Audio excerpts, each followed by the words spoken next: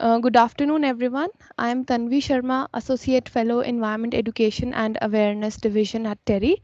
I welcome all our distinguished guests and students to the webinar on Youth and the Decade Ahead, New Generation Ethos and Ideologies on Climate Action. According to the recent UN World Youth Report, close to 90% of global youth are living in developing countries, where they make up a large proportion of the total population. There is a great potential and enthusiasm that lies within youth, which plays a dominant role in motivating them to contribute towards climate action. Understanding youth as an important constituency for climate action, TERI strives to make efforts to build a responsible workforce through its various environment education programs. On the occasion of International Youth Day, TERI is organizing this webinar to provide an opportunity to voice their opinion and strike opportunities in the domain of climate action. With this brief background, I would request Dr. Livleen K. Kehlon, Associate Director, Environment Education and Awareness Division TERI, to kindly deliver the welcome address. Over to you, ma'am.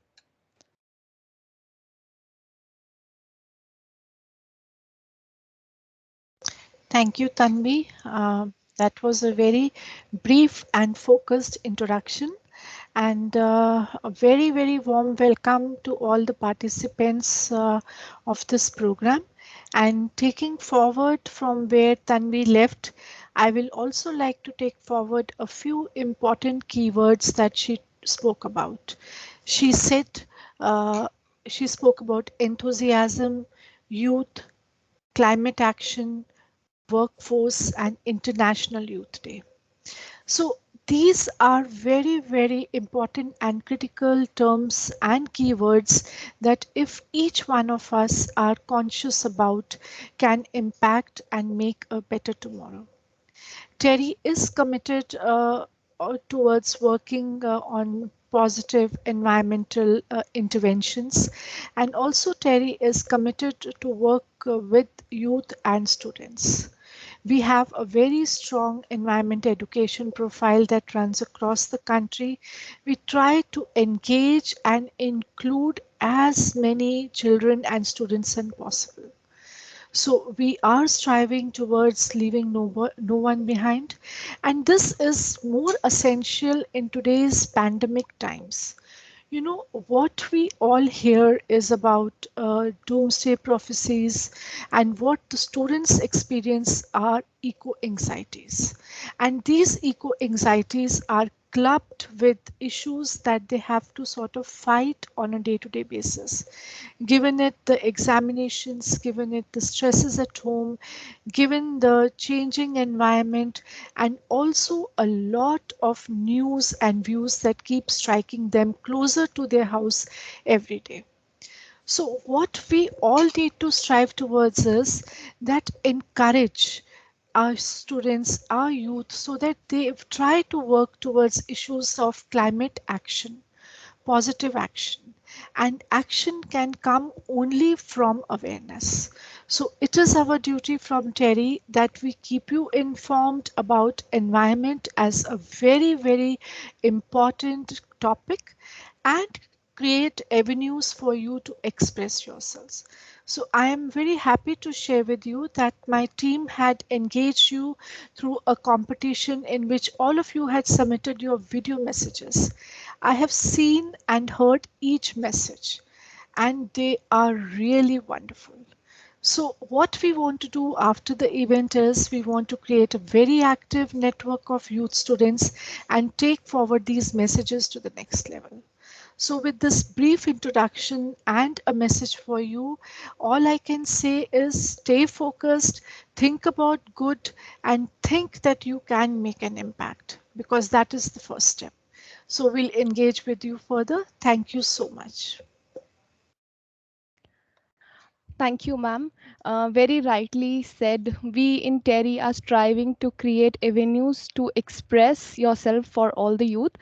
And with this, let us now hear to our youngest speaker for the day, Miss Manya Pagare, student of Sri Ram School, Malsari Avenue, Gurugram, Haryana, who was one of the participants of All India Video Message Contest.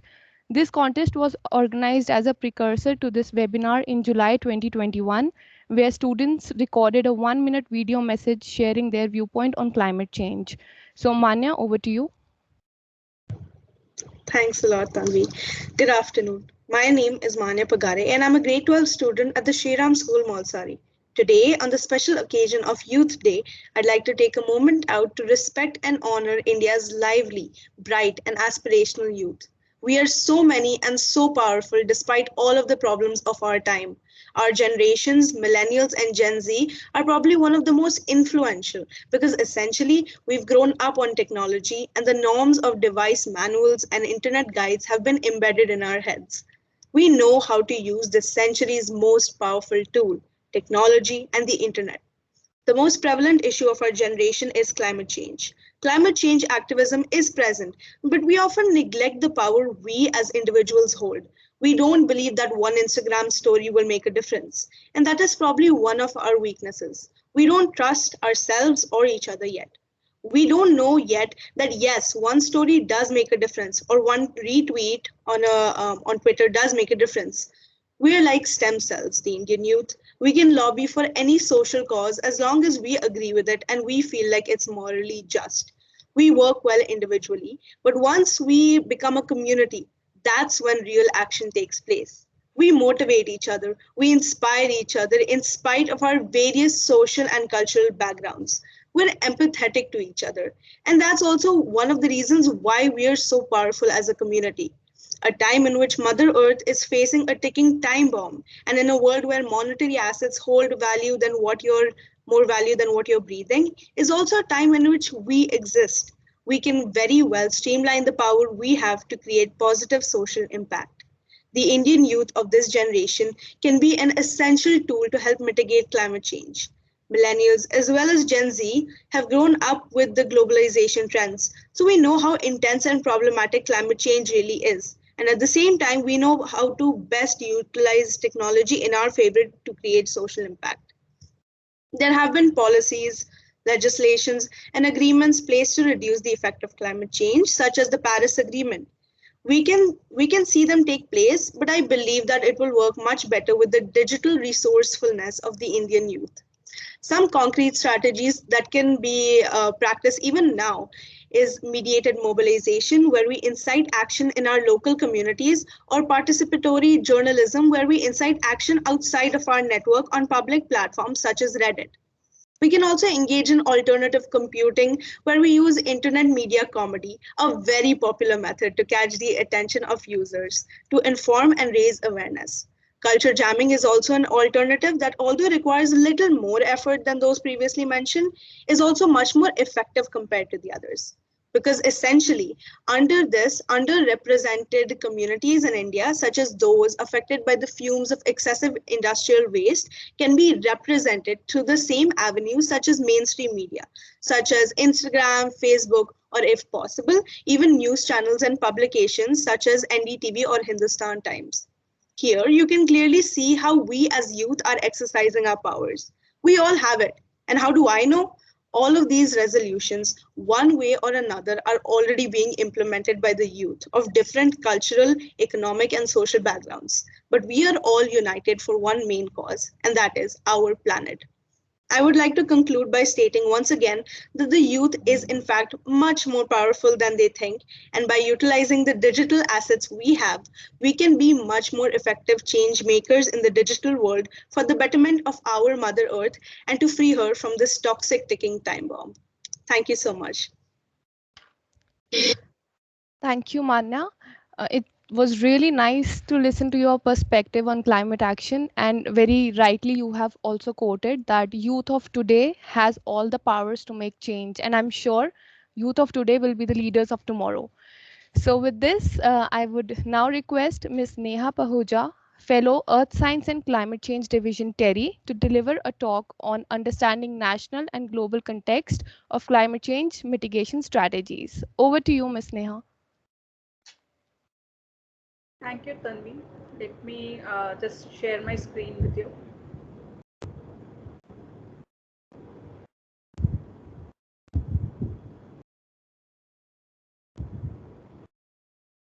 So today, in on this day of Youth Environment Day, I think Manya has set a very firm precedent, as in what youth can do in terms of climate action. So I've been working in this field for last 13 to 15 years, and I just want to give my perspective from policymakers end, as in where India is at the moment, what they are trying to do globally, domestically, and where all we can commit to something or we can engage in certain activities. So this is a brief perspective which I want to give from a researcher point of view, where I want to tell you what is the global context. So if we talk of global context, we have IPCC, and I'm sure Mr. Aditya will also be talking about IPCC, and this is a scientific body which comes up with a scientific assessment of the changing climate every 4 to 5 years. And only day before yesterday, the sixth assessment report, the first working group's report, was launched. So that can be available on the website of IPCC, and I would urge each one of the youths today to just go there and have a look at the policymaker summary, because that would give you an idea of the urgency of climate action, the need of taking the action now, and that would empower you further with more scientific knowledge. This was regarding the scientific assessment, but there are, because each country is trying to do things on their own, but globally they came together under the UNFCCC, and the convention tries to stabilize the greenhouse gas concentration, which would prevent the changing climate to happen.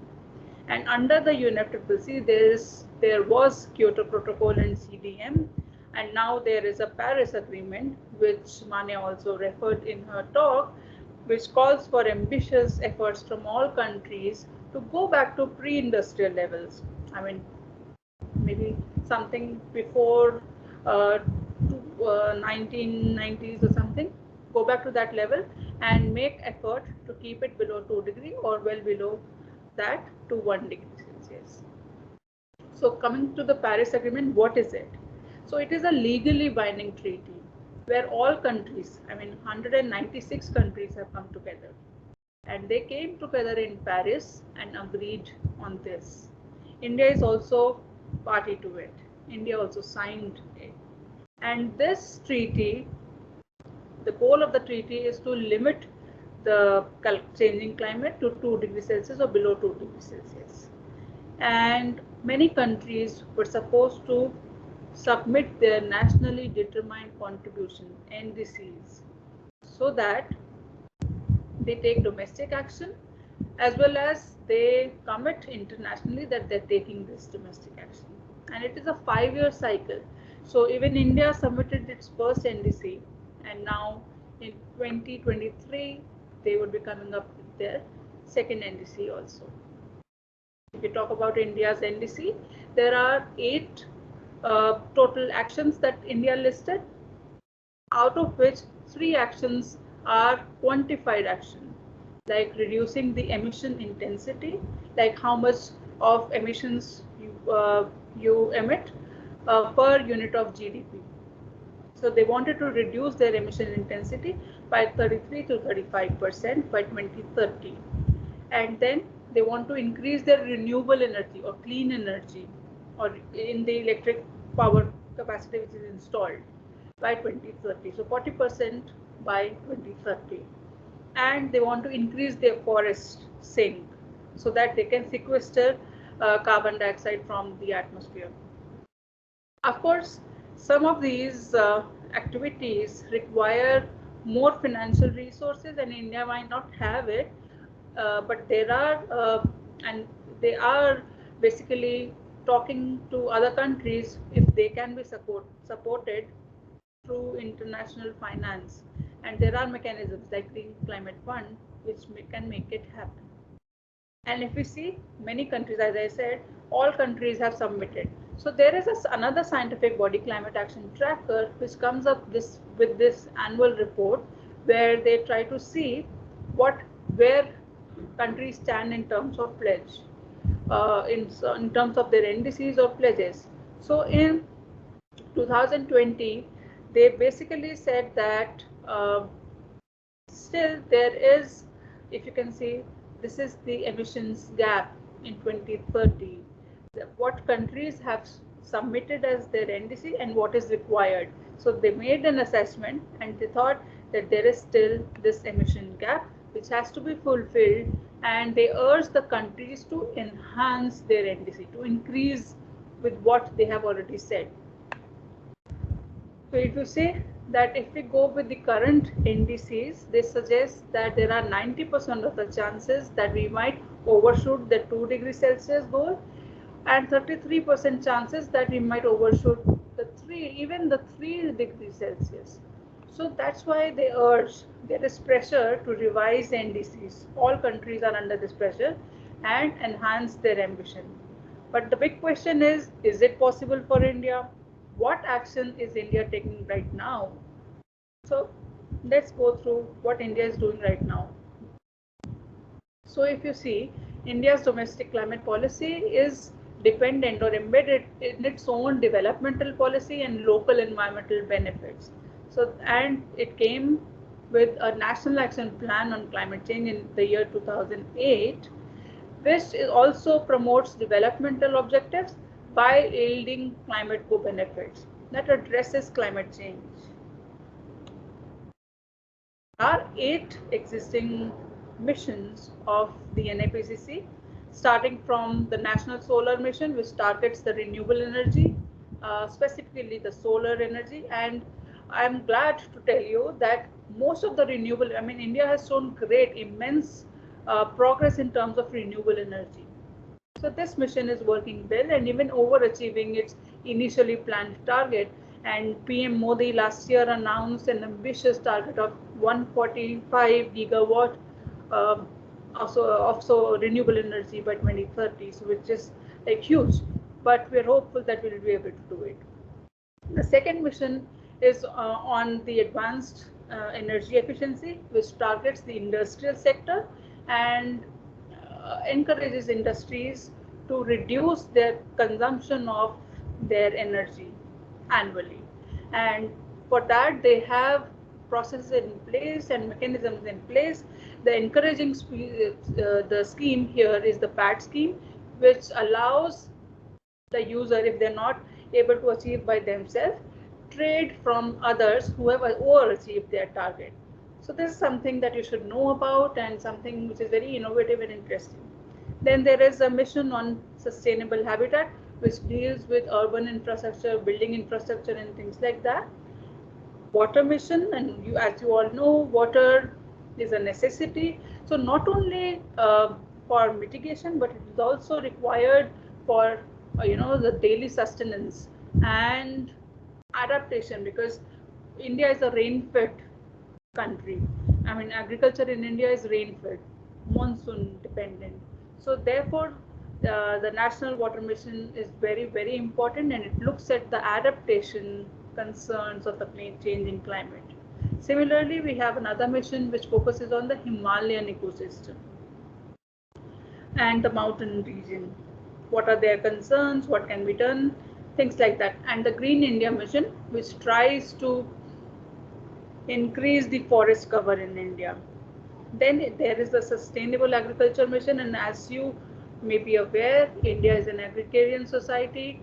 There are the income generation of farmers is through agriculture. So that is a very key economic sector also, and that's why it is important that this sector is also dealt with the same thing. And then a mission on strategic knowledge on climate change. This mission tries to interlink various other missions and come up with outputs and summaries and syntheses and engage with on capacity building of various stakeholders. Besides this, there are 2-3 other missions that are being considered. One is the wind energy, how to tackle the wind energy. The success of solar mission allowed government to also think of other sources like the wind energy. Then there is, I mean, we're talking about Himalayan ecosystem in NAPCC, but we have a vast coastline, and you may be aware that every year we have cyclones, we have disasters like Fani, Amphan, and it causes lot of loss and damage. So how do we deal with it? So a coastal mission focusing on coastal ecosystem is also being thought of. Then there is another mission which talks about transport, but that is in initial stage. So the government is thinking about more and more things that they can do in terms of mitigating climate change, and also in terms of adapting to the changing climate. I mean, when we talk about coastal areas, when we talk about agriculture, Himalayan ecosystem, we are mostly talking about how do we deal with the changing climate. So the government is trying to take many steps. Not only NAPCC, a lot of states, I mean, all the states were encouraged to develop their state-specific action plan so that they take their state-specific consideration into account. And we now have 33 plans that we have been operational and being implemented since 2020. And at the moment, the states are revising their state action plan and coming up with the second version of it. But if you go through the state action plan, you would know that each action plan is unique in itself because it takes into account state specific circumstances. Now we come to the basic question. Is it, I mean, is it enough what India is doing? If we talk about international assessment, like the climate action tracker, it suggests that India's NDC is ambitious enough. It is compliant with the target of 2 degrees Celsius, but we might not be able to meet this target unless all the countries are at similar stage. So maybe India needs to do more, I don't know. And then if they also say, I mean, if we talk about highly developed countries and the group, the G20 group, then India has the lowest per capita emissions. So that is something, I mean, because India does not remain emit so much. So is it justified to ask India to do more? And then India's, if you look at India's Human Developmental Index, it's not very high. So there is huge amount of development deficit. We have poverty, we have income inequality. So these issues are also there. However, there can be possibility of new initiatives if we build upon the synergies with local benefits. And when I say local benefit, I mean to say air pollution, creation of job, better health, so on and so forth. And this will not only help India's climate goal, but also sustainable development goals and the economic recovery as well. So what can India do? Maybe it could enhance the 40% non-fossil fuel target, which India has already done to a certain extent, as well as the emission intensity target, because India is already going to overachieve it. Then we can do something to electrify the transport system, the transport sector. That would require huge investment, but that is something which can be done. And using the agricultural waste as a resource, when we talk of agricultural residue to be converted into energy, and that energy is used, so making it as a resource. And then also tackling with the non-agriculture emissions. So some bit of it is already in place with the initiation of a scheme called Kusum in India, which which uses solar energy also, so that other emissions are reduced from the sector. Just an example I am giving from another study which I was doing, where we try to focus on unlocking the co-benefits of India's power sector, like through renewable energy, what all things can we do. So we studied 3 aspects: unburdening the health system, because we are reducing air pollution, which helps in achieving a lot of health co-benefits, less respiratory disorders, less mortality rate because of the respiratory disorders, and therefore gains in economic terms. Then it also increases future new jobs in the sector. And also because we are talking about decentralized energy, the example that I gave of agriculture based used to generate decentralized energy, so that can do away with things with uh, or issues of rural blackouts and uh, no electricity. So some of the examples that I spoke about is this. What kind of opportunities? We are generating huge job potential here. We are generating lot of co-benefits in terms of less spending on health infrastructure. So that's all from my side, and I would be happy to answer any question that you have at this stage. Thank you. Thank you, Ms. Neha, for apprising all of us about India's efforts and strategies in mitigating climate change. If you have any questions, you can please post it in the chat box. We will definitely take it up once we come to the question and answer session. And now, with this, moving ahead. I would request Mr. Aditya Pundir, Director, India and South Asia, the Climate Project Foundation, to share his knowledge and experiences from the Climate Reality Project, from education to action. Mr. Pundir has worked extensively in the field of climate change and sustainability in India. The teachers training program he developed for climate change education has trained more than 8,000 educators in the country. Besides this, he has authored 2 books on natural World Heritage Sites for UNESCO, 5 environment education CD-ROMs, and 8 comics for children on environmental issues. Over to you, Mr. Pundir. Thank you, Tanvi. Thank you so much. Am I audible? Yes, sir. Okay. So thank you. First of all, best wishes to all my young friends who are here today and celebrating this decade ahead for the youth. And indeed, as Loveleen ma'am rightly pointed out, youth is going to be the critical constituency as we move forward. And it was very nice listening to Manya and how she plans to use all the digital technologies, and also it's always such a good thing to see such young children going ahead and trying to figure out what the future will be. Actually, the planet belongs to you people only, the young people. The people oldies like me would be only there for a few years ahead probably, and then gone. And it's the young people who will have to look at the climate change, the impacts. And so actually you have to work on the solutions aspect also. And Climate Reality has been working extensively on the solutions part. So when I was invited by Taru to talk to you, so I thought, how can I communicate the message to you people? And I have broken my presentation. I have made my talk into say 3 to 4 parts. First, I will tell you a little bit about the climate project, like where I come from. Then we can talk a little bit about climate change, though of course Neha has actually done a very comprehensive talk on climate change for all of you. I'll just touch upon that, and then probably I'll talk about what Climate Reality does in India.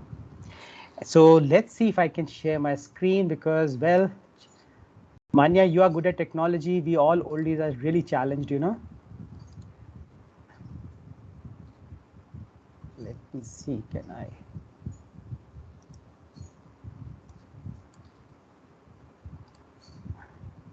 Can you see my screen now? Yes, sir. It's okay, visible. then let's go ahead. So the Climate Reality Project, it started way back in 2006 after the Nobel Prize Mr. Gore got. So he started this he started in as a small project in 2006 when people were asking him, what will you do? How will you take the climate message forward? Because in those times, in 2006, really only the scientists were talking about the climate change. People like the youth, the young people, even everybody, even the intelligentsia, media, nobody was interested in talking about climate change. So when Mr. Gore made this movie, The Inconvenient Truth, it was actually, he opened the gates for globally for the people to start a conversation. So climate change project was born. And this is a mission which we work on. We are working on a global solution for the climate crisis, and our thing is urgent action. And we've been talking about since this 2006. And again, people would say that it'll take 40, 50 or 100 years probably for things to happen. But you see now, in the last 15 years, we've been proved right that we have to take urgent actions now. So we are represented in about, you can say 161 countries. We have 11 branches globally, and we have about 33,000 people who are trained climate reality leaders worldwide who are taking this message to the community. And believe me, more than 50 to 60%, I think, they are young people. They are the ones who are really training themselves and taking it forward. And we come up with these extensive trainings, and thanks to these online platforms which have come. So last year we came out with a nice, huge virtual training, and this year again we are coming out with a big virtual training where we will take a few hundred people from India also to train. So in case any of you are interested, young people are interested in learning it directly from Mr. Al Gore, then you are more than welcome. Just apply. Then another program we do is 24 hours of reality. Generally, we do it before COP because we want the conversation, the hashtag on climate change to go really on top. And we've been quite successful in this in the past. At one time, we were able to reach about 500 million people, you can say. So we've had a good reach with this program globally. In India, we are structured as a trust, and we have the Indian trustees. And there's an interesting story. I'm so happy today to be here with is because the TERI was in 2008. It was TERI which got Climate Reality Project to India. So we are really thankful to TERI for doing this for us. So starting now with climate change, well, I think Neha and even Tabdeen ma'am, everybody has talked about climate change, and yeah, it is going to be the biggest challenge we are going to face in this century. And I think all the you people have already done a competition on climate change, so you're quite well averse, like how Canada was at 50 degrees. But well, people were talking about Canada, but you see there were more than 4 or 5 countries, like temperature had exceeded 50 degrees temperature in couple of places like Iran, Kuwait, Oman, and UAE. So all this red zone you see, it's really everything is above 46 degrees. So the world is definitely getting hotter, and when it gets hotter, it also puts in more fire. So you're having fires today. You must be seeing we're having the Greece is literally burning. Before that, it was in United States, US, Canada. Before that, Australia. And even if you we in India are not communicating it much, but even in Uttarakhand, you have these continuous fires. And last year we had fires in Odisha also. So these fire seasons have really become very strong and powerful with the climate change coming. And as we were just talking about cyclones, yes, this for your information, Arabian Sea is a very peaceful sea. We've hardly seen any strong cyclones in this region. It's the Bay of Bengal, which is the one which is always angry, and all type of cyclones, whether it's Fanis and Amphans, they are coming. But if you look at the Arabian Sea, it's a very peaceful sea. And we had such a massive storm. The Taukte was so strong, like had it turned 2 or 3 degrees towards in its path towards Mumbai, it would have been a devastation of a unbelievable kind. It was traveling at probably at more than 170 to 175 kilometer per hour speed. So this kind of storms are getting stronger. They are getting more difficult. The amount of rain which is falling, which used to fall for about 1 month, now you have that kind of rain falling in a day.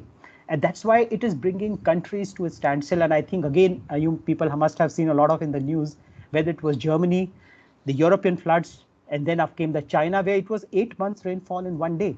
So that kind of rain falling, how can you work against this? And then, of course, our own India, we have had the whole Western Ghats are flooded. I've just come back from Maharashtra. Last week I was in Maharashtra, and the tales people are telling are epic. Like there were 10 feet water inside the city of Kolhapur, and so it's a terrible situation everywhere.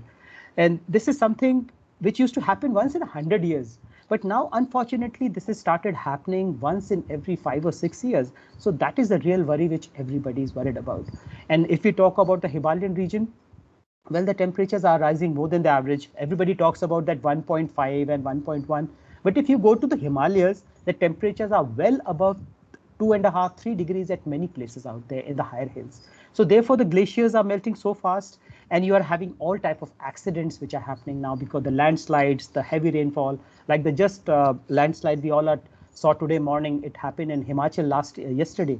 So these type of landslides are happening because we are losing vegetation, and climate change is having a severe impact all over. So coming back to this, who is doing it and why is it happening? So very briefly, as you all know, it's all about greenhouse gases. We are putting a huge amount today in the atmosphere. And of course, it's not only one single activity. Whatever you do, whether it's forests are burning, they're adding to this, crop burning, coal plants, mining, agriculture, everything adds to this greenhouse gases. And so what's happening? On one side, we have now 7.8 billion people who are, instead of about a 500 million people 300 years back. So we are consuming a lot. So we are consuming at a very rapid pace, that not only clothes, food, now we are also requiring cell phones and technology items. So everything we are requiring now, the consumption is on the rise, emissions are on the rise. And when you have emissions on the rise and you have consumption very high, and we don't care for the ecosystem, then what is it leading to? Well, that's what you all are seeing today, that all our ecosystems are highly stressed. And if we do not move away, and if we do not move in a sustainable fashion now, then we are all in for very big trouble in the coming times. So climate reality has been trying to face this challenge of climate change for quite a while. And India office, as I told you, started it somewhere around 2008. We started working in India, thanks to TERI. They brought us here. And our first training was held in their office only in India Habitat Center. So now in India, we assessed how we could move forward on actions. Like climate reality is all about action. It's about education, awareness, and action. So we started thinking how to move and how to involve as many people as possible, because the time limit was short. So we worked on a climate education program where we thought probably we can build capacity into schools and colleges, and so we can move forward. I'll talk about it a lot in detail in future and as we go ahead. Then we are working on rainwater harvesting, because climate change is causing a huge amount of droughts in the country, and the drinking water is always a big issue. We are working on coastal region for planting of trees, and of course, clean energy promotion. So talking about the education program which we are working, so we started working with teachers, because the whole idea was that in case if we can tell the teachers what the climate change, how the impacts are happening, and what are the solutions. So if the teachers have a good grasp of it, and youth is always so inquisitive, any amount of information you give them, they'll consume it. So they started, they'll ask questions, and we wanted the teachers should give the right answer, because they have to be informed right. So teachers training program was, you can say, a movement towards getting the teachers trained, building capacity. Then about 3 years back, we realized that fine, we are training a lot of teachers and everything is going well. But if the campuses, if the schools, if the colleges where they're working, if they're studying, the children are studying, if these campuses are not okay, in that case, again, they're going to have an issue with pollution and all these type of issues. And secondly was that we also thought that in case if the campuses, whether it's institution, it's a school, it's a college, or it's a university, if the campuses are nice green campuses moving towards sustainability, these campuses can become a learning labs for young people, because when you go to the school, when you touch when you see the panels, when you see solar panels, when you see your bird park, when you see the butterfly garden, when you see different type of species labeled, all these things helps in youth in connecting to their surroundings. Similarly, around water conservation, rainwater harvesting system, how do you manage your waste, air quality. So all these components we build into the Green Campus program. And in the last 2 years, despite COVID, we have been very successful. We already got about 100 campuses we are working, and around 6 universities have asked us to set up a center of excellence in them. So we are busy trying to cater to these people, and we keep working on lots of information. You can go through our website, you can download resources, they are all free of cost. And we are preparing a lot of material for teachers so that they can understand things better, they can implement things better in the classes.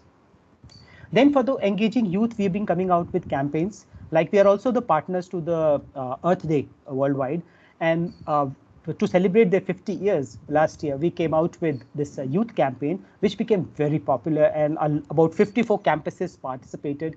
The only condition was you have to be a team of about 10 to 11 people to participate, not individuals cannot participate. So a lot of students participated, and we came out with some fantastic results, like they cleaned up their places. Some people came out with innovative waste management solutions. So it was a fantastic, again, you can find information on our website about this in detail. Then, as I was telling you about water, we are trying to train youth as well as people who are young people, and not only from the cities, we are also trying to go to the villages. We are trying to go to see to the B and C and D class towns in the country. We are trying to get water systems. So we are training those boys and young boys and girls who are into ITI so that they can know how to provide local solutions. So water is a a key thing which we are working on and helping people. Similarly, we are working on tree planting. This is again a coastal region where we are trying to plant these trees. Again, the objective here is to involve the youth, involve people, so that they can build a local solution for them. So life example, Fani, which in 2019 devastated this Odisha, and more than 15 million trees were lost. So we are planting now about 1 million trees there with the help of youth, young people, villagers, and it will increase their livelihoods, and their income levels would go about 4 times higher. So these are some of the practical things which the youth can do. You can go out and do and help people. Now coming to the how do you spread the information? Well, there's television, there are podcasts, as you already mentioned, that Manya has already mentioned. There are so many tools, so I'll not get into it. But yes, we have been using these tools quite well. Like this year itself for water, like water was the critical issue we were working on. So we got together with TV18, with Mission Pani, and then of course CNN, IB, and they were partners to it. Then we worked with NDTV, DNA, Vion. So we have been continuously engaging these media organizations, television stations also, to come out with more programming about climate change and the related issues in India as well as nationally.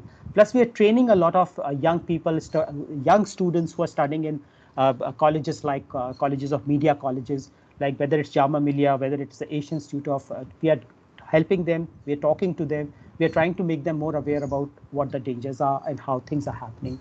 And of course, 2019, we started this collaboration of all the organizations who are into sustainability education, includes TERI, UNESCO, CIFF, Mobis Foundation. So there are a lot of organizations who, so we tried creating a platform with all the organizations coming together where we could talk about these issues about education and how to engage the youth for the coming times. So this is what Climate Reality Project has been doing. And now coming back to the challenge which again, as Neha talked about, 1.5 degree, everybody is talking about by the end of the century. But I just wanted to show it to you now how it looks like without a graph. Imagine 2020, it's 52 billion. And this ball of pollution has to shrink to 25 billion by 2030 and has to be net zero by 2050. This is what is required in case you want to achieve that carbon neutrality for the planet, and you want to stabilize the temperature at 1.5 degrees. So you can imagine how difficult this target is, because despite COVID, our emissions increased. So this is the target we are working on, and the things which are going to make it happen are the innovation, technology, and the behavioral change. These are the things which are going to make it happen, and that's why I'll just very briefly share this few stories. Like this is a 14 years old boy, Malawi. He was a Malawi boy. So William was so inspired when he saw one of these lectures and demonstrations on windmills that he went back, and from the waste material he had, he created a windmill. So just imagine a boy who had no training at 14 years old boy made a windmill, and it could fire 4 bulbs in his house. It was a functional windmill out of the waste material. It was not something which he just created out of it. Another example I'll give you is of this Sankalp. Is a youngster. He is now, I think he's 18, 19 years old, I think. He was 16 years old when we were trying to do this water campaign in the country. And he came from a school. He was hardly a class 11 student at that time. And an unbelievable work he did. He involved the chief minister of Karnataka, and he got him on the roads for the water campaign, and he did a massive movement in Bangalore, involved with the industry and everything, and he was all 16 at that age. So don't underestimate your power. If you are young and you decide to do something, you can do a lot of things. And then another example is a small example I'll give you is of one of the green schools. Like we had worked with them and we had forgotten about them. And then one fine morning, they sent a report to us after 1 year saying that they have done 10,000 acts of leadership as a school. So these are the things, these are the things which really give you a lot of faith. And there are a lot of opportunities for youth today to get on to green jobs. You have clean energy jobs, you have higher energy efficiency jobs, you have water management, waste, food and agriculture, green transport. Like there's a plethora of now jobs available in the green, which you can take up. So you can work, it's not always necessary to be an activist. Yes, it's also very important, but there are a lot of solutions also available. And I think, as I said, it's very important that the youth starts thinking about the solutions. And the way you can help is, act if you see a problem, support your friends if he's doing the right thing. Sometimes you may not have the right idea, but then if your friend is doing it, I think it's a great thing if you go and help, form a group, support each other. And of course, speaking and writing about the problem is also equally important. As the youngster had said, you can write on Instagram, wherever you are possibly writing, Facebook, wherever you are connecting, you can talk about it, have a discussion, talk about it. And then I think this is the only way probably to way forward. Probably I'll end my talk by just saying to you, this is a very famous biologist, probably one of the most well-known living biologists. And he's talking about is that the greatest challenge we are facing in this world today is that how can we preserve as much of the living life possible for the future planet? Because, as I told about, we're having so much of pressures, so much of deforestation happening, so much of climate change happening. So this is probably going to be one of the biggest challenges. And I'm quite sure young people like you are going to come out with flying colors. So thank you. Thank you so much, Mr. Pundir. It was indeed an eye-opener for all of us. You have shared such good experiences and learnings and, way forward how our youth can take up different activities and utilize opportunities to, spread a word on climate action. So with this, I would now request Ms. Taru Mehta, Fellow EEA TERI, to please moderate the youth panel on New Generation Ethos and Ideologies on Climate Action. So it's finally the time to listen to our young fellows present with us. And I would request Ms. Manya Pagare, student Shriram School, Malsari Avenue, Gurgaon. Ms. Henza Hashim, student MES College, Marampalli, Aluva, Kerala. Mr. Rikraj Parmanik, student Institute of Hotel Management, Jaipur, and Mr. Nikhil Riker, student National Institute of Technology, Goa, to please open up your cameras. Miss Henza, we are waiting for you to open up your camera also. Yes, perfect. Yes, ma'am. So, Miss Taru, over to you now. Thank you, Tanvi. Thank you for that introduction. It is a pleasure to be here today and to be speaking after our illustrious speakers. Can Hensa please mute your mic? Sure, Because ma'am. there's an echo, and once I give you an opportunity to speak, probably you can unmute. So after Tanvi's introduction, I just wanted to let all the attendees and our presenters know that we had a video message contest, and all the students who are in the youth panel are the chosen ones who have submitted their video in this particular contest. And the broad questions that were asked from all of them were policy to practice, role of youth and communities in mitigating climate change. Then there was another one on, can behavioral changes and lifestyle shifts help in mitigating climate change?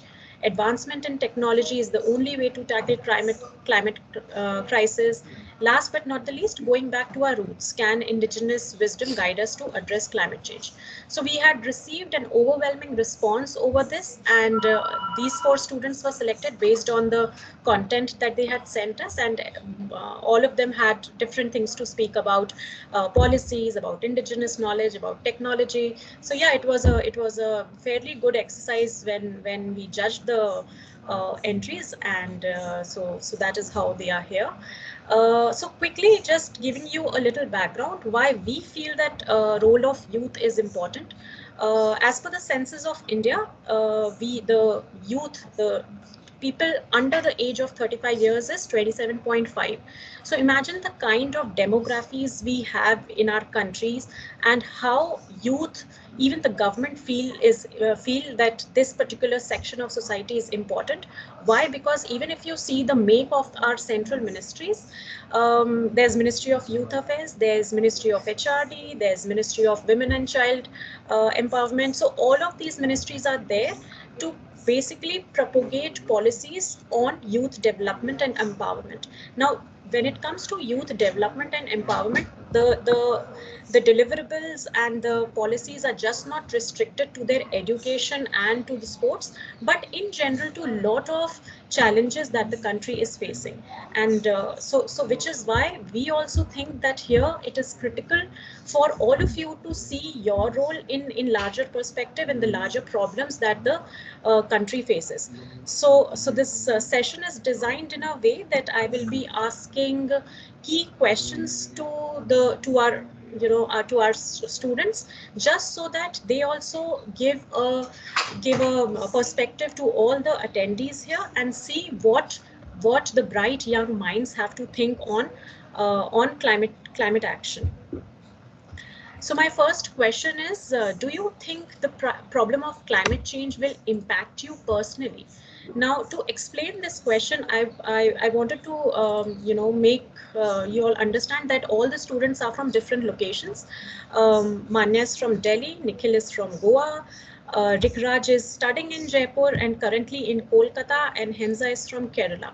So I want, any one of you to talk about your local regional climate changes that you are seeing around, the weather events that you are seeing around, and how it has actually impacted you personally. Just maybe Nikhil, if you want to start with this question, how it has impacted you in Goa, probably. Is it flooding there these days, or if the rainfall patterns are? Yeah, go ahead, please. Ma'am, let me start with an example. So recently, Goa was hit by, as Aditya sir had mentioned, we were hit by one of the most severe cyclonic storms in 45 years of our history, Cyclone Taute. And I remember that week particularly well, because that week was when climate change almost became my best friend. Because that week we had our maths paper, end semester exam, and we were just hoping it will make landfall exactly on the day of the paper, and it did. So day one of the cyclone, I was on cloud nine, very happy. But then as days passed, the second day, third day, you start to get scared, and that's when you like realize, will I make it out? Like I live in Margao, and thankfully it is elevated compared to rest of Goa. And I think after the second or third day we had electricity, but there were other parts of Goa without electricity for at least a week and a half. So I think that by third day, I live on the 6th floor, and those roof sheets are there. Those started flying off, and then that happiness turned to gloom, and then you start fearing for your own life. Like we are doing something wrong, and it's high time that we need to act on such things. And yeah, and there are many instances in daily life that where you really start to question your actions and your impact that you're having on the environment. Yeah, thank you. Very, very interesting. I mean, it really, hit you close there, right? Yeah, Manya, please go ahead. Yeah, I completely sort of understand what Nikhil is going through as well. I live in Delhi, so there's not exactly flooding happening over here, but I can understand how horrific the consequences of climate change can be. So I've lived in Delhi and Gurgaon like my entire life. So I've seen the industrial side of it. I've seen how natural it can get. But like when you can see your city change, like as climate change is sort of advancing, it's not a good sight. It's definitely like when we first came to Gurgaon in 2010, I was just 6, but at least there was some, you could breathe fresh air. It was fine. But now you look at Gurgaon, it's this super metropolitan city. I mean, that's like a compliment, but I don't take it as one. It's like super congested with cars. Every small sort of bottleneck roadway is blocked 24/7. It's not a good sight, and that's what has made me sort of gravitate towards climate change as a topic, because it has influenced me so personally that I cannot not look at it. It's there right in front of my eyes. I cannot avoid it. So definitely it has sort of influenced me personally. Yeah, I'm glad to listen to both of you because, while Manya's talking about that she's not liking the glass buildings, as when we were kids, frankly speaking, we didn't had that much of awareness. We were always lured to Delhi. I'm not from Delhi, and we always used to be lured by high-rise buildings, like fancy infrastructure, like highways, etc. Then glass buildings was something which I was very attracted to. But then, yeah, over the years, once once the climate change dialogues became much more coherent and the messages were propagated, then probably, I mean, we sort of tried to fix up our gaps, the gaps which were there in our minds. And I'm very glad that at such a young age, both of you could perhaps see both the pros and cons of whatever is happening in the city. Henza, Rikraj, you have something to share? Am I audible?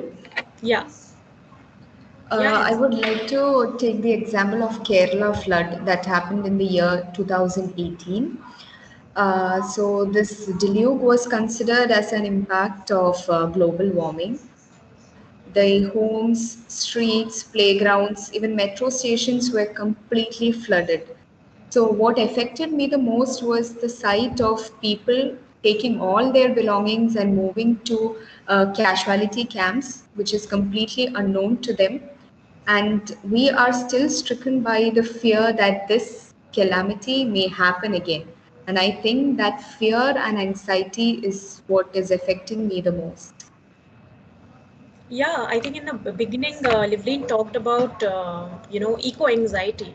So that is one thing that probably is within ourselves, within the students, because the awareness levels are there, but then I think those are not enough, and universities and schools are really doing very well in terms of talking about climate change, making it part of the curriculum. But yes, there has to be some linkages with what students want for their future and what is being offered to them. So we will come to all those discussions later. Rikraj, over to you. So, ma'am, I'd like to take the example of Amphan, which happened last year itself. So, living in Calcutta itself, it's been more than 10 years now, and I have seen a lot of changes all around my locality, and not just locality, I would say. Like, just talking about Calcutta, it has advanced a lot in the last 10 years. Like, when you used to play in the playgrounds, nowadays we don't see any playgrounds. Most of the kids are into the digital media itself. We see every kids having their own mobile phones, their own laptops, pieces, and not having any kind of physical medium to play with or play on. So I think, ma'am, the climate change is actually happening today, and we should do something to actually take care of it and improve for a better future. Great, great. I really agree with you. In fact, I mean, we talked about technology a few minutes back, but yeah, everything has pros and cons, and we must see how we have to deal with the situation.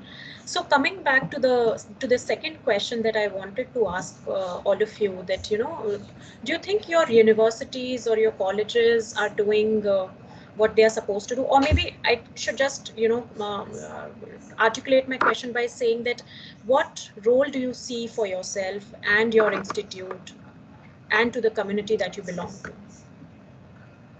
Anyone?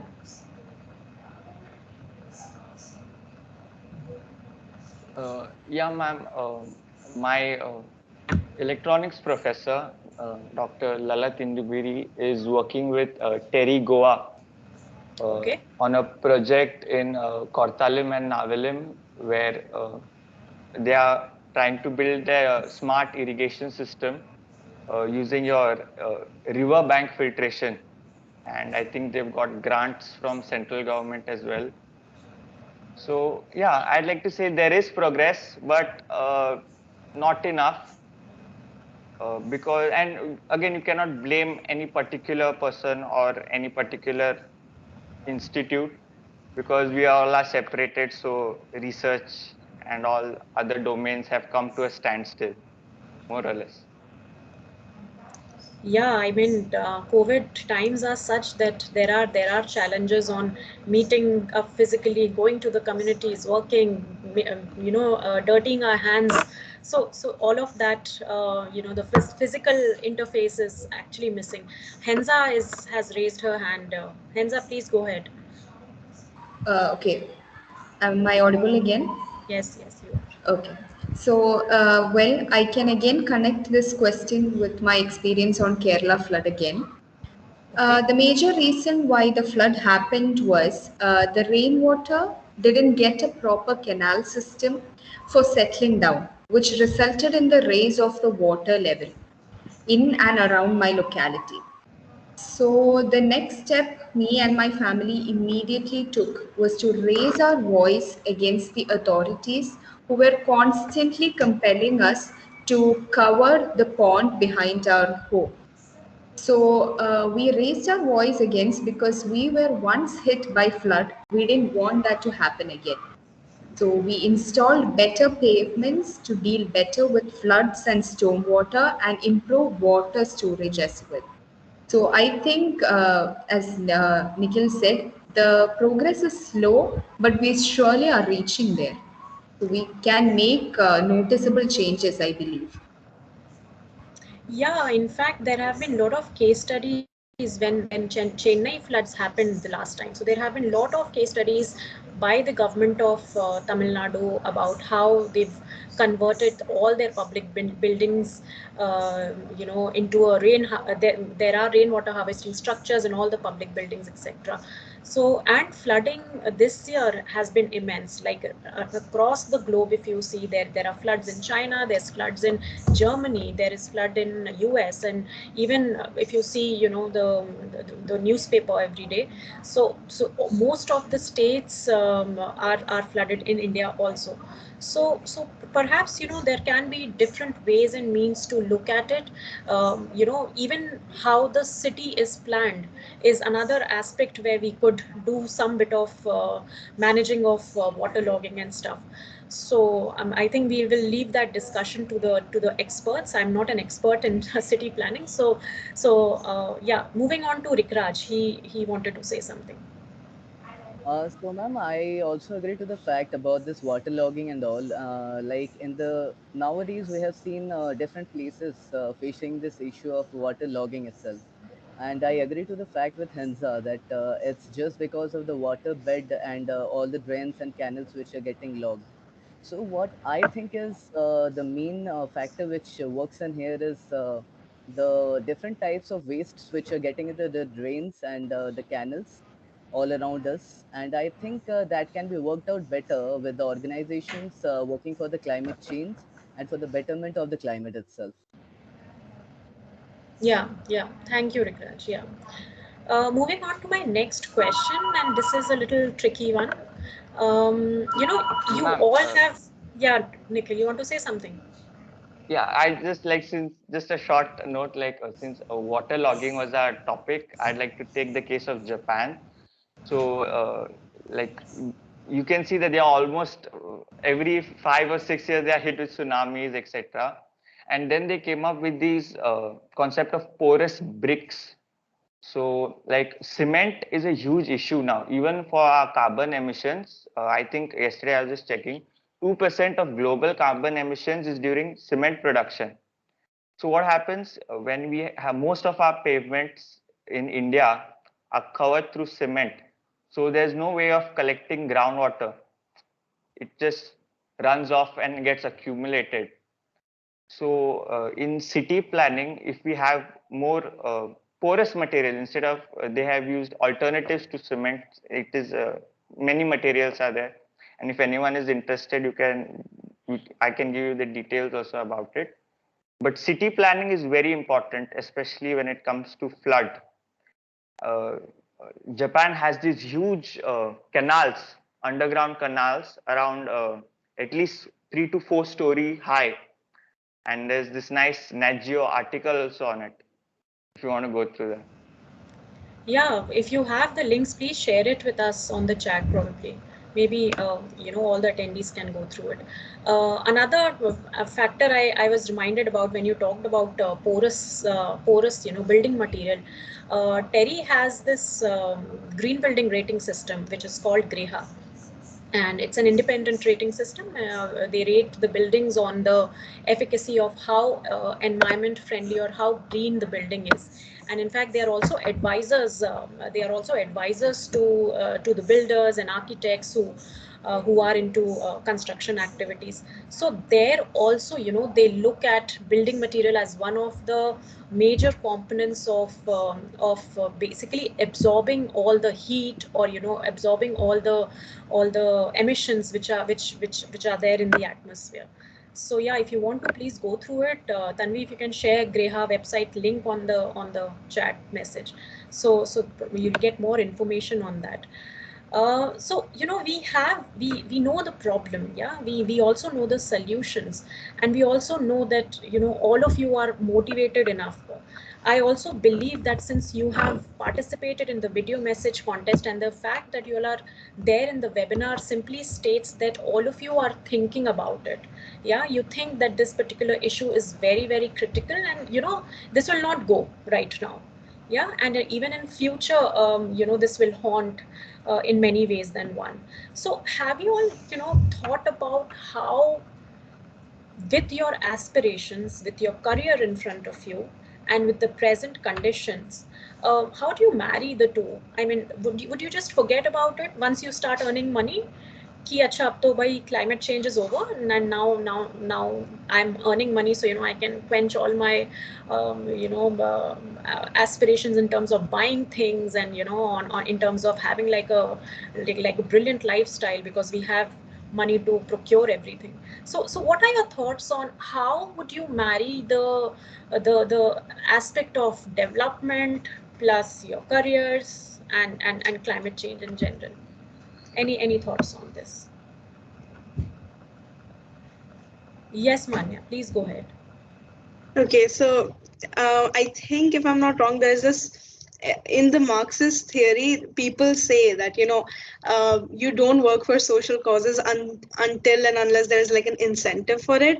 So like the point you were talking about, people only do this to get recognition or for it to go on their profile, which I mean, some people do it. I'm not completely neglecting that, but I mean, I think a lot of us do it because we want to save the planet. And I think one way you can merge the topic of maybe like your subject of choice as well as the environment can come in a thing called, I think, environment auditing, where you basically companies come to you and you approve maybe their infrastructure or their business plans on the basis of how environmentally viable they are.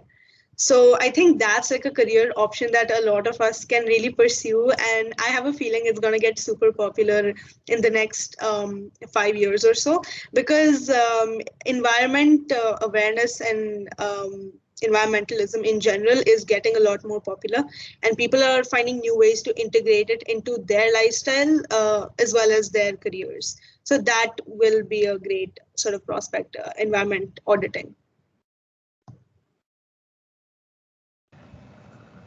Wow, that sounds really interesting. Nikhil, anything on the technology Uh, front? yeah, so ma'am, initially up to like sixth, eighth standard, I was a dumb student. I didn't like science, I was weak at maths. But then I had this teacher called Shilpa Sukumaran, and she told me something very important. Ki bhai Nikhil, no matter what you do in life, one thing is very important is a peaceful sleep. So no matter how much money you have, you won't get that peaceful sleep. And she was well off that way, and she got me into science. And my only one thing is research, bhai. Research is always a booming field, and currently you can see like now Tesla, what he did. He just shifted from your combustion engine to your electric motors, which have been around for at least 100 years or something. But now he's worth what, 100, 200 billion, richest man. So climate and science go hand in hand. It's not like you can save the environment without researching. So there are many things you can research on. There's this water desalination projects, means directly salt water to fresh water conversion. They are making your graphene films. That is there. Then you've got, I've also worked on 2 projects in renewable energy itself. That was like, I used to participate in various science fairs. Then you've got biocomposite materials, plastic, huge issue. Like we cannot completely say no to plastic, but you have to find alternatives. So imagine like you find an alternative and you're a master at it, like how Tesla or SpaceX is. So there is money in that and there's scope also. But I'm not saying we as monetizing as Tesla is. Like now they don't share their trade secrets. If Tesla could share why their cars are so powerful and so efficient with Tata, I don't think we'll have this problem of electric cars in India. Tomorrow Tata will also start manufacturing same thing, and we'll also get cheaper cars with electric motors. So while you're researching, at the same time, don't be conjuice, is what I'm saying. Share your research. Share your basic idea at least, so we can move forward. But that is a main domain. There is scope in research. And whether you're an engineer or a pure science student, you can go ahead with that. And now energy is a huge issue. Solar. Okay, someone was speaking, I guess. Yeah, Nikhil, you really made a very valid point. In fact, I'm so happy to see that all of you have already zeroed down that, this is the line that you all want to choose. And let me tell you that, earning your livelihood is not is not a crime. I mean, you'll have to have something to live for. Yeah, there has to be some resources for subsistence. But as you rightly mentioned that, there is so much of scope in renewable energy sector, and with the signing of Paris Agreement and each country having their own NDCs, governments are really working hard to increase the scope of having jobs created in this sector, and which is why in India skill development is given a lot of importance. Why? Because in our country is unique in that way. They are there is urban division of urban and rural areas. There are students who are there across the regions. So all of these opportunities which are created is in the benefit of the larger youth into perspective in question. Manya, you were raising your hand.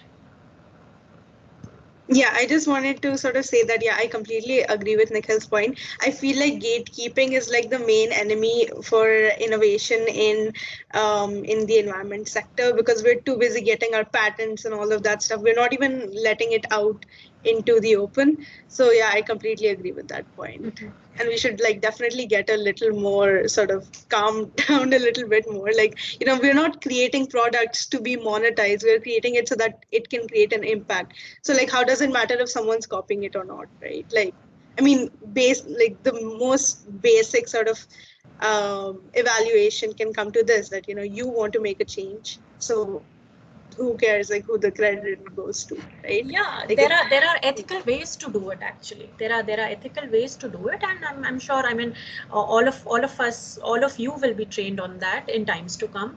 I wanted to listen to Henza and Rikaraj also on this aspect. Yes, ma'am. Because even Rikaraj comes from a hotel management background. He is a student in IHM Jaipur, and even hotel industry these days is very, very particular on how sustainability is driving the entire functioning of any sector in the hospitality industry. So Henza, Rikraj, you can choose who will go first. Just raise your hand. Okay, Henza, go ahead. Ma'am, hearing this question, it's a quote that comes into my mind first. I was yesterday browsing through the net, and it was a quote said by Kishik Jargal from Mongolia. He has quoted that we are the last generation that can end climate change. We can and we will. So I believe that the best thing that we can do now is to spread our message, is to raise our voice and opinions, is to raise our concerns through the right channel so that it reaches everyone who is not aware of what is actually happening. And for this, I can believe that we can use social media as an empowering tool to spread solutions and to become activists. So, to notice that we can bring out innovative changes. So we can use social media for good cause. So that's from my side, ma'am. Yes, and since Henza is from English literature and communication background, that becomes like a feather in the cap. Yeah. Yes. Rikraj, over to you.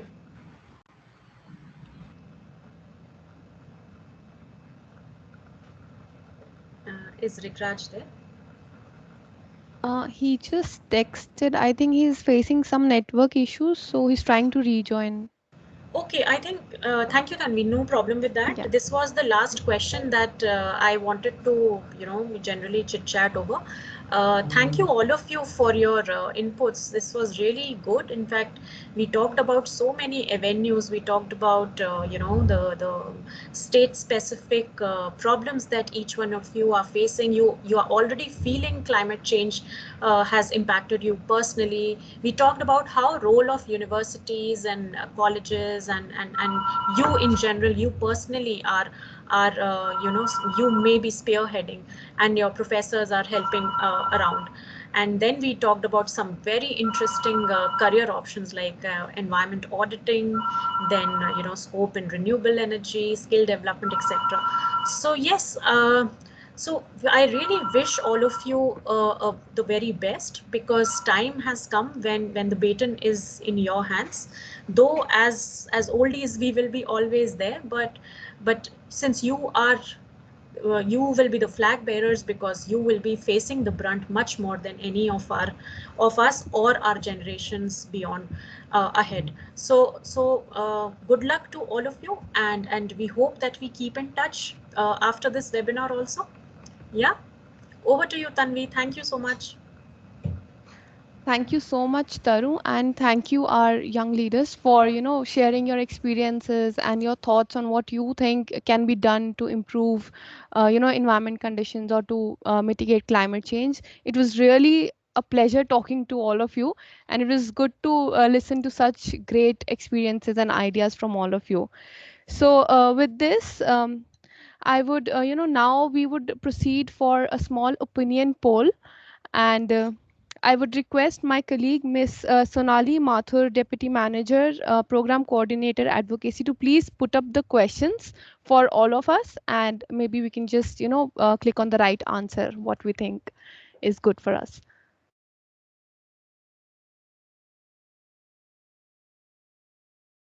Sonali, can we have the questions, please? Yeah. Yeah, it's on your screen now. Okay.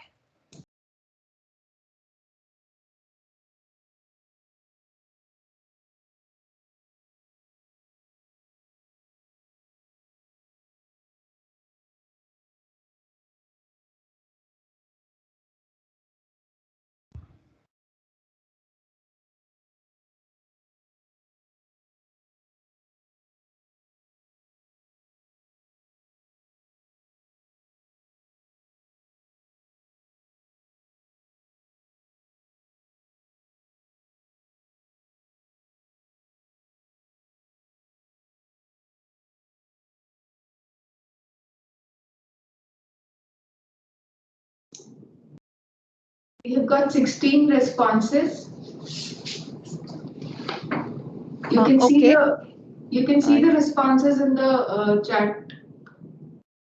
Yes, we can see it in the chat box. Thank you so much, Sonali. Can we now have the next question?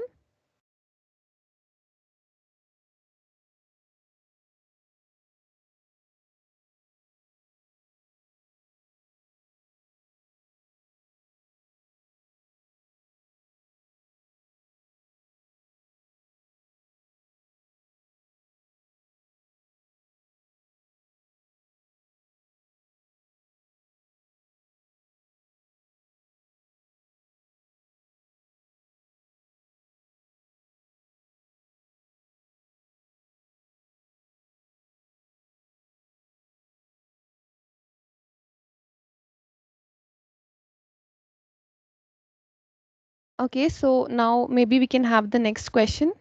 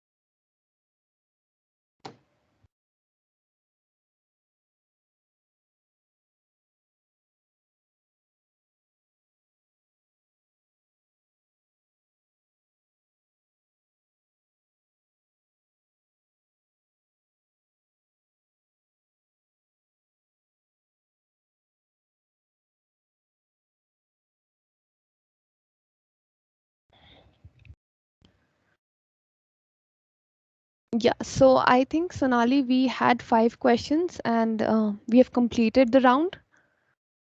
Yes. Yeah. Thank you so much, Sonali. Okay, so now I would request our participants, if you have any questions, maybe you can just post it in the chat box, so our distinguished guests can answer it. If you have any sort of questions, queries, whatever.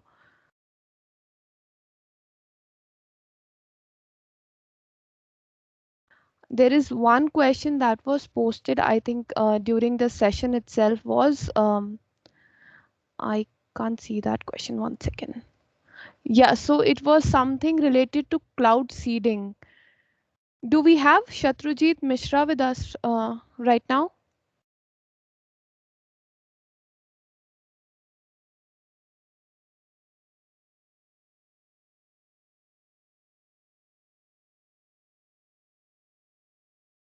So, Miss Neha Pahuja, maybe you would like to, answer this question about cloud seeding affecting our climate. Yeah, so cloud seeding is something where countries are trying to produce artificial rain where there is less rain. But I think this is scientifically not proven to be a very good idea to create an environment like in Dubai or somewhere where we don't have natural rains because of the seasonal variations and things like that, to have cloud seeding. There can be after effects that we don't know.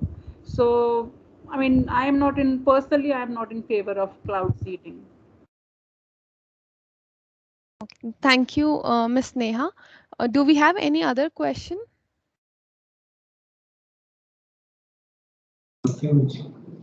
Yes, there's one more from Lakshmi Priya Bharera. Yeah, so the question is, what do climate models say about the warming that could actually happen in the coming decades? So it is going to increase. There's no doubt, no doubt about that. Even the IPCC report that was released day before yesterday, it says that we need more stringent efforts to control climate change. So global warming is real. There's no doubt about that. And we certainly need to mitigate climate change, have more, control our emissions from all sectors. Yes, I think And since you're interested, I would refer you back to the IPCC website, and you should definitely go through the report, at least the summary of the report that was released last evening. Yeah. Thank you so much, Neha, for answering the questions.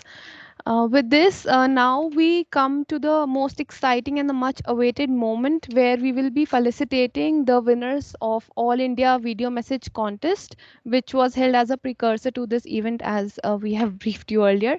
So let me just share my screen once.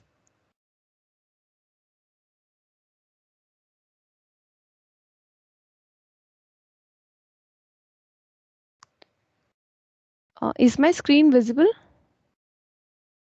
Yes, Tanvi. Okay. So Tanvi, maybe you can make it full screen. yes, yeah, is it fine now? Better? Yes. Yeah. Okay. So let us just go to the third most winner of this. So there's a tie in between Rick Raj and Nikhil for the third position. So yes, and then second goes to Henza Hashim, student of MES College, Marampalli, Aluva, Kerala. And first prize goes to Manya Pagare, student of Sri Ram School, Malsari Avenue, Gurugram, Haryana. Congratulations to all the winners, and we'll keep on having such competitions in future as well.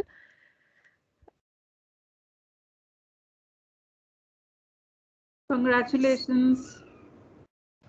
Congratulations, everyone. Thank you. Yeah, so Thank you, ma'am. congratulations to all the winners, and please note Thank you that so much. Oh, sorry. it's okay. So please note that all the participating students will get an e-certificate, and winners will also be getting merit certificates for the same. And with this, we now conclude the webinar. Distinguished speakers, panelists, and participants, it is my privilege to propose a vote of thanks on this occasion. I, Ms. Tanvi Sharma, on behalf of TERI, would like to extend a very hearty vote of thanks to the honorable delegates who took out time from their busy schedules to grace the occasion with their presence today. A big thank you to Mr. Aditya Pundir, Director, India and South Asia, the Climate Project Foundation, for being here with us today and sharing his experiences about the Climate Reality Project. Further, we are grateful to have young minds with us today who share their ideologies on climate action. I would like to thank Dr. Livleen K. Kellon, Associate Director, Environment Education and Awareness, Division TERI, for all her guidance and trust that she has on us to make such events a great success. We are all inspired by your great words, ma'am.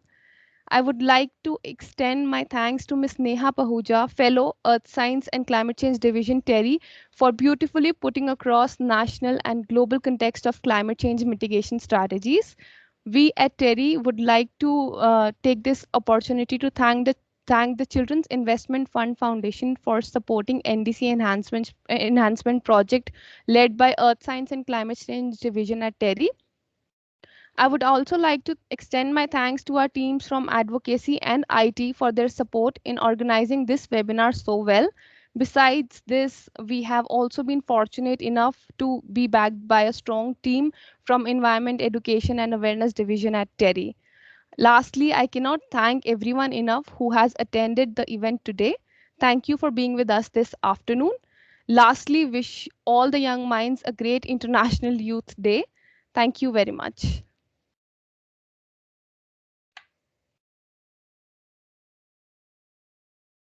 Thank you, ma'am. Thank you, ma'am. Thank you so much. Bye bye. Have a good evening.